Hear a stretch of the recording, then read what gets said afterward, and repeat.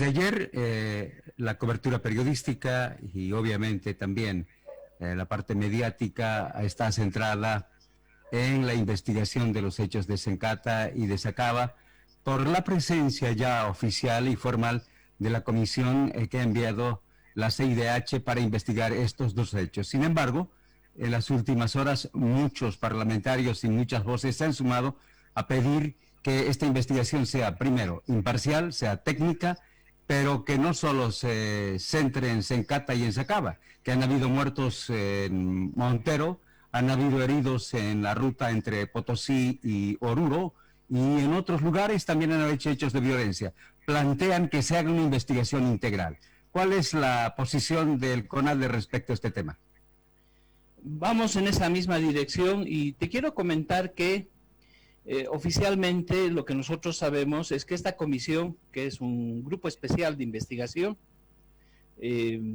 está viniendo expresamente a hacer una investigación desde el 1 de septiembre hasta finalizado el mes de octubre o algo de noviembre. Es decir, está viniendo la comisión a hacer una investigación integral de todos los hechos. Y esto es importante mencionarlo.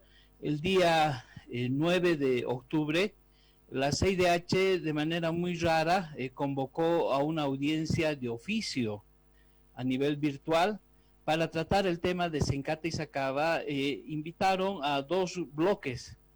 Por un lado a las víctimas y las organizaciones de derechos humanos que los promueven, que los auspician.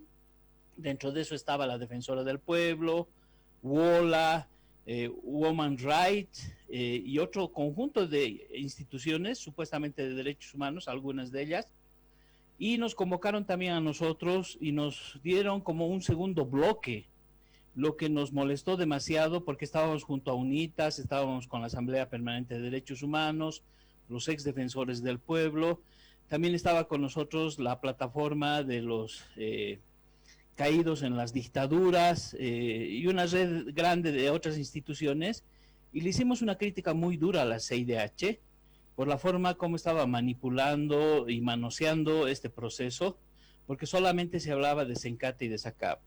A partir del 9 de octubre, la CIDH se compromete a que este grupo de investigación va a venir a abordar todos los temas.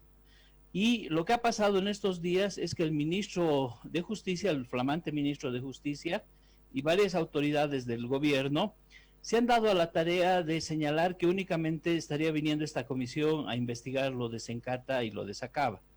Por eso nos parece muy importante que otras instituciones, parlamentarios, en fin, puedan pronunciarse de tal manera que garanticemos que este grupo de investigación realmente venga a investigarlo todo.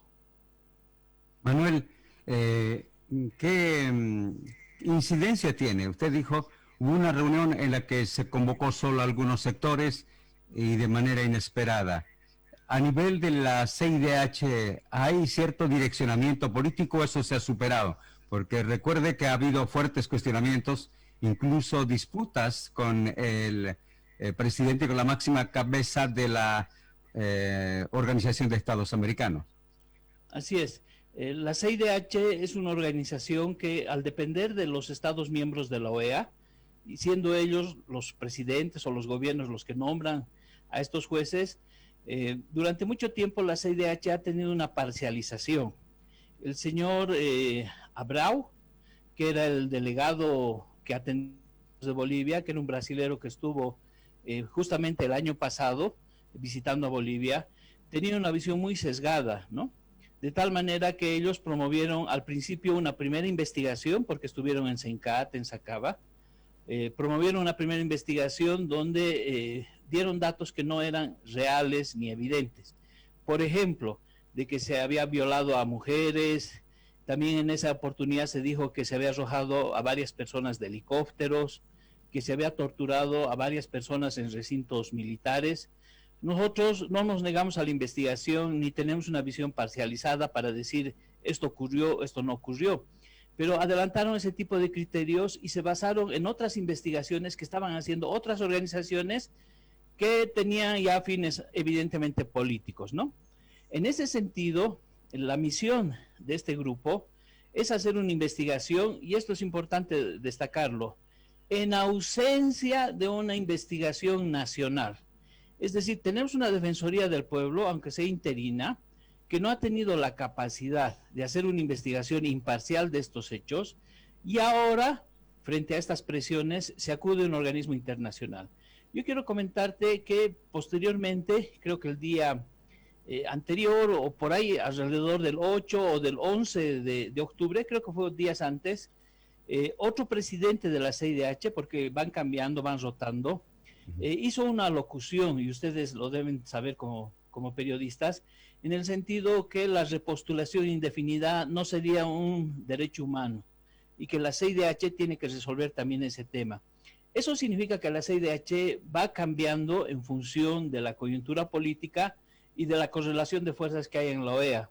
Nosotros esperamos que este GIS, este Grupo Especial de Investigación, tenga la suficiente imparcialidad para no caer en esos sesgos, pero nos preocupa que el gobierno los haya recibido ya anunciando que solamente se va a investigar Sencata, Sacaba, desconociendo el mandato de la CIDH, que es averiguar todas las vulneraciones a los derechos humanos que se han dado en Bolivia en la crisis de septiembre, octubre y noviembre del año pasado. Manuel, en los últimos días, esta mañana me informaron desde Valle Grande, ayer en Buenavista, después Sipe en Cochabamba, que han generado bloqueos, también violación de derechos, porque la libertad a la locomoción es otro derecho que está constitucionalizado, pero también nos muestra que hay un grado de pobreza extrema, que la gente está peleando 1 kilito, 2 kilitos de arroz, de fideo, 1 litrito de aceite para poder subsistir. ¿Cuál es su análisis en torno a este tema? Que se ha generalizado la demanda de los municipios pidiendo la canasta escolar para subsistir. Esto ya no es muy normal que se diga. Sí, evidentemente ahora está pasando en el mismo cercado de Cochabamba, que los padres de familia han decidido mantener un bloqueo por el tema de la falta de aprovisionamiento de arroz para completar la canasta. Eso nos está indicando la álgida situación económica por la que está atravesando un montón de familias. Hasta el día de hoy el MAS todavía no nos ha dado luces sobre sus medidas económicas. Están todavía en la toma de instituciones, el recambio institucional. Entonces, estos indicadores que están empezando a surgir nos podrían dar luces de que con prebendas, con pegas, no se soluciona la crisis económica. Y el hecho de que muchas personas, sobre todo dirigentes sindicales, estén accediendo a algunos puestos en la administración pública, no es una garantía de que la crisis económica, ese nivel de pobreza que se va a agudizar, vaya a ser resuelto. Todavía no vemos que el gobierno esté dando pasos certeros, reales, para solucionar la crisis que viene. El ministro de Educación ha dicho que en febrero se reabre bajo el sistema semipresencial, pero tampoco está dando luces del sistema de clases virtuales, en fin. El ministro de Salud, que es del sector que ha estado movilizado los anteriores meses pidiendo el 10%, luchando contra la pandemia, tampoco está dando luces. Entonces, parecería que este silencio del gobierno nos está señalando que viene una gran tormenta, ¿no? Es un silencio que precede a una gran tormenta económica, y lo que tú dices, puede que haya una especie de implosión incluso dentro de estos sectores que han apoyado al gobierno si no resuelve los temas económicos. Manuel, el bono no es suficiente. No, para nada. Fíjate además que el bono hambre no se va a dar, no es universal, ¿no? No va a llegar a los 7 millones de bolivianos, va a llegar prácticamente a la mitad. Y también están excluidos varios sectores, ¿no? Sectores que ya reciben un salario, en fin. Entonces va a ser únicamente un bono para las mujeres embarazadas, para las personas que no tienen empleo, ¿no? Que no están cotizando, digamos, a las AFPs, que no están en una planilla. Es decir, va a llegar a un sector un poquito grande, estamos hablando de 3 millones y medio, casi 4 millones, pero no va a solucionar los problemas estructurales, porque 1.000 bolivianos prácticamente es la mitad del salario básico, ¿no? Entonces tampoco no es una maravilla. Por lo tanto, queda pendiente de cuáles son las medidas que va a tomar el gobierno para realmente reactivar la economía, si es que se la puede reactivar, o hacer un rediseño de la economía, y vamos a ver realmente ya en el terreno en los próximos meses, sobre todo diciembre y enero, cuál es la verdadera realidad de nuestro país y de la economía, ¿no?